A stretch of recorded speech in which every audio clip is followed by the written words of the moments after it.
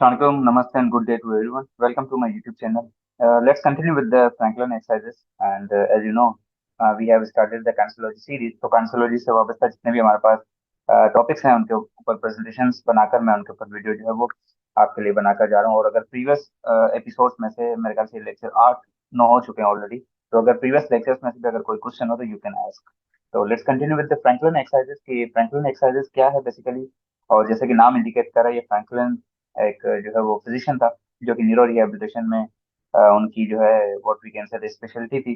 और वो उन्हीं के नाम से जाने जाते थे, उनके नाम से ही एक्सरसाइजेज हैं। इनमें क्या क्या है, किसने इसको मुतारिफ करवाया, इनका इंट्रोडक्शन, इनके प्रिंसिपल्स, इनके कैरेक्टरिस्टिक्स क्या क्या है, वो भी हम देखते हैं। फ्रैंकलिन एक जो बंदा था, खुद स्विस फिजिशियन था, हेनरिच सेबेस्टियन फ्रैंकलिन।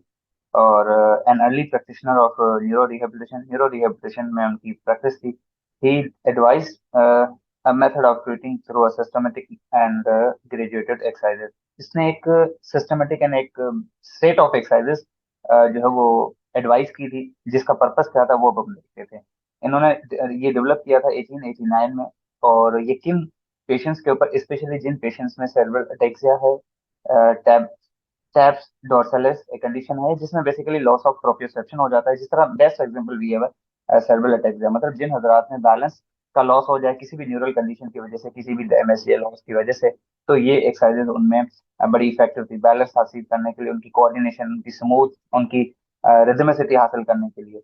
लेकिन उसके भी कुछ प्रिंसिपल्स थे, कुछ इंडिकेशंस थी, वो क्या क्या है वो हम देखते हैं। It is defined as a series of gradual progressive exercises. मतलब एक चेन है, एक एक्सरसाइज नहीं है बेसिकली, इसमें एक सेट ऑफ एक्सरसाइजेस हैं जो हम ग्रेजुअली हमने करानी होती है। तो it's defined as a series, एक सीरीज है basically of graduate progressive exercises design to increase the coordination को बरकरार रखने के लिए। Frontal exercises they are the series of the motion of increasing difficulty perform by the athletic patient to facilitate the restoration of coordination. यहाँ पे इन्होंने बात की थी कि जो एटलेटिक पेशेंट थे, सेरेब्रल अटैक्सिया, जो एबनॉर्मल हमारा सेरेब्रल अटैक्सिक पेशेंट का गेट होता है, उसको उनको अटैक्सिक पेशेंट्स कहा जाता है बेसिकली। तो उनको जो डिफिकल्टी होती थी उनमें कोऑर्डिनेशन को रिस्टोर करने के लिए, फैसिलिटेट करने के लिए ये एक्सरसाइजेस, सेट ऑफ एक्सरसाइजेस बनाई गई थी। फ्रैंकल्स एक्सरसाइजेस जो हैं, they are used to bring back the rhythmic smooth and coordinated movement.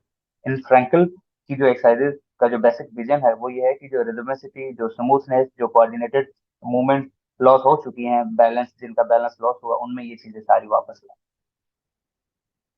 Purpose क्या है? पर्पस, मेन पर्पस ये है कि to establish the voluntary control of the movement by use of the intact part of the sensory mechanism to compensate for the kinesthetic loss.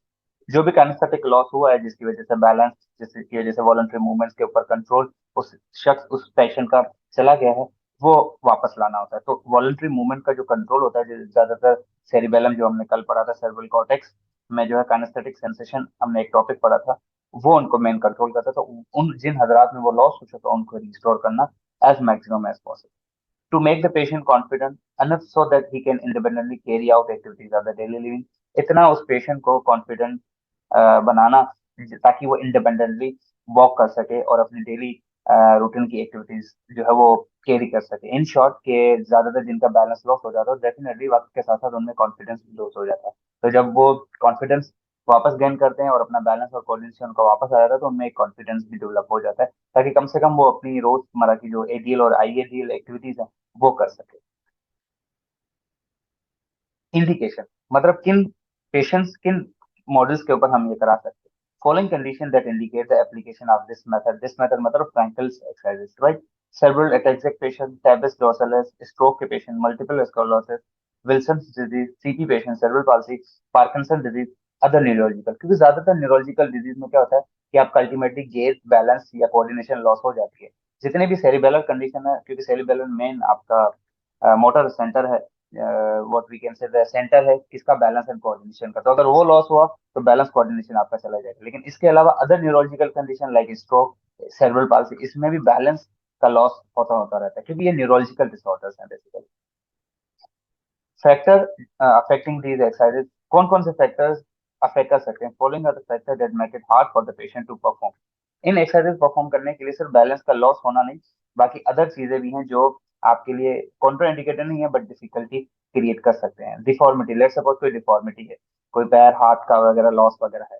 Mail posture, about bad posture, let's suppose slouch posture है, तो उनमें एक balance वैसे ही एक उसमें neurological condition develop होगी, plus में उसका बैड पोस्चर है, कोई पेन है, लेट्स सपोज एसिमेट्री है, मेंटल एंड साइकोलॉजिकल स्ट्रेस है, इश्यूज हैं, या ओवरवेट या ओबेसिटी है। तो ये फैक्टर इन एक्सरसाइजेस को परफॉर्म करने से नहीं रोकता, बट डिफिकल्टी क्रिएट कर सकता है। मेन प्रिंसिपल क्या है? जो मेन प्रिंसिपल्स हैं वो ये है कि कंसंट्रेशन एंड अटेंशन हो पेशेंट की, बाकायदा वो फोकस से फॉलो करेगा तो ही आपको, जिस तरह मिरर थेरेपी वगैरह कराते हैं ना, तो उसमें अटेंशन बहुत ज्यादा, एक्टिव पार्टिसिपेशन बहुत जरूरी है। प्रिसाइजेशन, रिपीटेशन, प्रिसाइजेशन मतलब to the point in short, repetition उस एक्सरसाइज की बार अगेन एंड अगेन रिपीटेशन भी करना, ताकि आगे हम रिजल्ट अच्छे जाएंगे। तो exercises can be performed with the part of the supported and unsupported, unilateral or bilateral। exercises कैसे भी स्टार्ट की जा सकती हैं, सपोर्टेड या अनसपोर्टेड के साथ, एक तरफ या दोनों तरफ, यूनिलेटरल या बायलेटरल के साथ। They should be practice as smooth time movement perform at slow even tempo by counting out loud, let's suppose. They should be practice as smooth, उनको बिल्कुल स्मूथली और स्लोली परफॉर्म करना होता है, और उनको कमांड कमांड भी साथ साथ देना होता है। फोर बेसिक पोजीशन है जो कि फ्रैंकल्स एक्सरसाइजेज में यूज होती है, lying, sitting, standing and walking. Lying and sitting से ही स्टार्ट करते हैं because they are very easy. Standing and walking थोड़े बहुत डिफिकल्ट होते हैं। The exercises progress from the posture of the greater stability, greater stability से स्टार्ट करेंगे लाइंग और सिटिंग में से, to the posture of the greatest challenge. Walking और स्टैंडिंग इन पेशेंट के लिए वैसे ही चैलेंजिंग होता है। As the voluntary control improves, the exercises progress to stopping and starting on the command। जैसे ही वॉलंटरी कंट्रोल जो है वो पेशेंट का इंप्रूव होता जाएगा, एक्सरसाइजेस प्रोग्रेस करती जाएंगी, progress to stopping and starting on command. फिर हमने उनको कमांड के ऊपर रखना होता है, फिर उनकी रेंज भी इंक्रीज करनी होती है, और रेपिटेशन भी, with the passage of time, with the passage of improvement. Concentration and repetition they are key to the success. Concentration और रिपीटेशन मोस्ट इंपॉर्टेंट है। टेक्निक्स कौन कौन सी हैं वो हम देखते हैं। There are certain technique that must be followed. Positioning and clothing, इनको वन बाय वन करते हैं। पोजिशनिंग इन क्लॉथिंग क्या है? पोजिशनिंग मतलब एक सर्टेन पोजिशन पेशेंट की डिसाइड करनी होती है पहले से ही, कि सुपाइन है, सिटिंग है, लाइंग है, let suppose. And clothing in that way, minimum clothing हो ताकि उसकी क्लॉथिंग डिस्टर्ब ना करे, लेट सपोज ना। ताकि आप अगर लेट सपोज कोई डिफॉर्मिटी वगैरह देखनी है, तो क्लॉथिंग ऐसी हो कि आप उसका वो easy, clothing easy to remove हो, ताकि वो डिस्टर्ब ना करे, इन शॉर्ट। मतलब ज्यादा टाइट जीन्स वगैरह भी ना हो, नॉर्मल एक जिस तरह ग्राउंड होता है उस तरह करके उसने, या स्कर्ट टाइप उसने पहना हुआ हो, या ट्रैक सूट वगैरह, जो उसके लिए इजी रहे। Explanation of exercises is most important. आपने एक एग्जैक्टली उसको पहले एक्सप्लेन करना होता है, भाई ये एक्सरसाइजेज हम we are going to perform and this is how we can going, ताकि एक मेंटली तौर पे एक मेंटल पिक्चर बन जाए पेशेंट के माइंड में कि now we are going to perform this. Let's suppose अगर स्टेप रखना तो कितना बड़ा स्टेप रखना है, कितनी जल्दी रखना है, you have to demonstrate and explain each and everything. Attention most important, patient ने अपनी फुल अटेंशन देनी है। किस तरह आप, लेट सपोज आप एक परफॉर्म कर रहे हो मूवमेंट, उसकी इंटेंसिटी क्या है, उसकी स्पीड क्या है, पहले आपने उसको एक्सप्लेन कर लिया, अब उसने अटेंशन देके परफॉर्म करना होता है, ताकि वो झरकी मूवमेंट, इनएक्यूरेट मूवमेंट परफॉर्म ना करे, ठीक से फॉलो करे। स्पीड ऑफ मूवमेंट पहले से ही डिक्टेट कर देनी चाहिए फिजियोथेरेपिस्ट ने, बाय रिदमिक काउंटिंग, इधर बाय मूविंग हैंड्स और use of the suitable music. उसको किसी भी तरह से कमांड देना होता है कि when I play some music, तो आपने इस तरह की स्पीड मूव करनी है। When I say to stop, you have to stop it by moving your hand, आप हाथों से भी इशारा कर सकते हो। स्पीड ऑफ मूवमेंट आपने पहले से ही उनको डिक्टेट एक्सप्लेन कर देनी है बेसिकली। रेंज ऑफ मोशन को कैसे करेंगे? By making the spots, marking spots होते हैं उनमें रेंजेस उनकी मेजर कर दी जाती है, कि लेट्स सपोज अगर किसी को मूव करते हैं कि भाई इतने स्टेप्स लेने हैं, तो किस किस कितने स्टेप्स लेने हैं, कितने इंच के हिसाब से लेना है, फीट के हिसाब से लेने हैं, तो आपने वहां पे मार्किंग भी कर सकते हो। और दूसरा रेंज ऑफ मोशन ये भी हो सकता है कि आप उसके ऊपर पैरों के निशान बना के उसको ट्रेस करा सकते हो कि भाई अब आप इसको फॉलो करते हुए जाओ। Repetition, exercises must be repeated many times, ताकि कम से कम एक न्यूरोमस्कुलर कोऑर्डिनेशन डेवलप तो हो, जब तक उसके लिए इजी ना हो। ऐसा ना हो कि 10 एक्सरसाइज एक साथ करा दी, लेट सपोज, तो वो बंदा पेशेंट गेन नहीं कर पाएगा, राइट। पहले उसको इजी बताओ, फिर ऐसा ऐसा डिफिकल्ट सेट की तरफ चले जाओ। Rest period must, these exercises are very definitely tiring, to frequent rest period must be allowed। Patient को यूज टू नहीं होते तो उसको थोड़ा बहुत आपने टाइम भी देना होता है। though the patient does not sense the fatigue but the pulse rate raises। मे भी अगर पेशेंट ना भी बताए कि मैं थक गया हूँ, या मिसाल के तौर पर उसको पता ना लगे, तो उसके पल्स रेट से डिटेक्ट किया जाता है, या एक नॉर्मली अगर फर्स्ट सेशन है तो एक्सरसाइज तो उस तरह से चूज की जाती है, low intensity to high intensity जाना होता है। By altering the speed range and complexity of exercises वो डिपेंड करता है आपके प्रोग्रेशन के ऊपर। अगर आपको लगता है कि इंप्रूवमेंट आ रही है according to the degree of the disability, re education exercises start in lying and progress is made to sitting. पहले आपने लाइंग पोजीशन चूज करनी है because very easy and stable position. उसके बाद आपको लगता है कि प्रोग्रेस आ रही है और 3-4 दिन हो गए, now you can move on to the most difficult position, the sitting and standing. Let's suppose Frenkel's exercises for the lower limb. अगर हम लाइंग पोजीशन में देखें तो लाइंग पोजीशन में क्या क्या करा सकते हो, कौन कौन सी एक्सरसाइज आप करा सकते हो, look at this, look at the picture. A, line position में हेड रेज आप उसे कमांड कर सकते हो कि आप अपनी हेड को जो रेज करें। हेड रेज पोजीशन में आप you can also ask for the hip abduction, उसकी हिप एबडक्शन भी करा सकते हो। फ्लोर कांटेक्ट एडक्शन, मतलब फ्लोर से टांग भले ही कांटेक्ट में हो और you can do the adduction. या फिर उसको 4 inch above from the floor करा के नाउ यू कैन आस्क कि now do the abduction.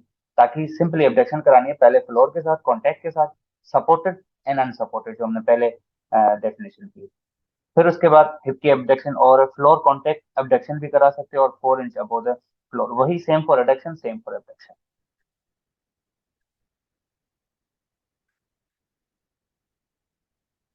Heel, one hip and knee flexion and extension.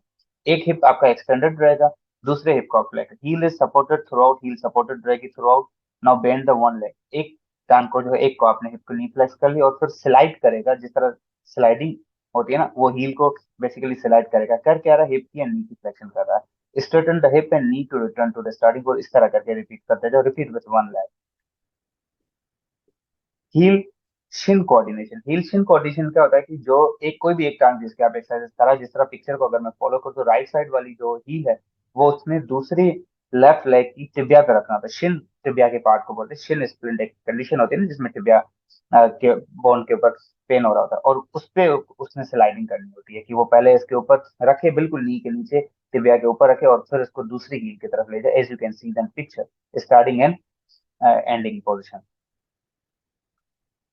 Hip and knee flexion and extension, adduction and abduction.